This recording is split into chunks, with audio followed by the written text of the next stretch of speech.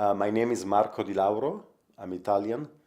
I've been working with Getty Images since 2002, and I joined a reportage by Getty Images in 2007.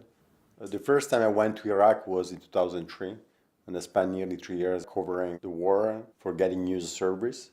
My trip for the project on landmine victims in 2014 was my first time in Iraq since then. But emotionally, it was one of the most difficult jobs I've ever done because I never spent any extensive amount of time in my life with landmine victims. They went through amazing sufferings, which were mutilated by one of the worst weapons we have ever invented as a human being. Sajjad was probably the strongest images of my Iraq trip, as was the saddest and the most miserable face of a human being I've ever seen in my entire career. Sajjad was in the field attending his family ship with his 3 brothers.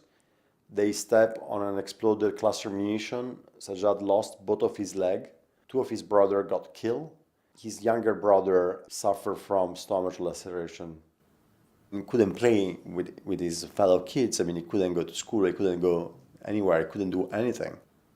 And that is the face that I've seen for most of the nights that I wasn't able to sleep after the assignment.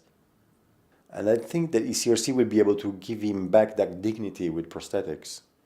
And this is one of the reasons why projects in Iraq are very important to those people. But I also went to minefields with the mining teams. What was very impressive for me is how slow the process is. Like how long it takes to clear like a 1 kilometer square, because they move 1 meter by 1 meter on their knees.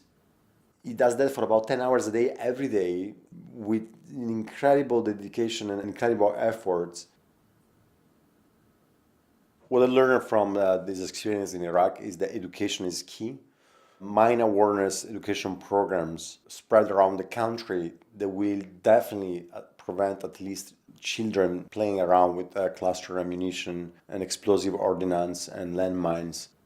I was hungry when I was taking the picture of this project because those people were innocent civilians, especially the children. They had nothing to do with the war, with the landmines issue.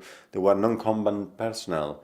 They were people which are supposed to be protected by the Geneva Convention, and they were affected and they lost their limbs on a landmine or on a cluster ammunition.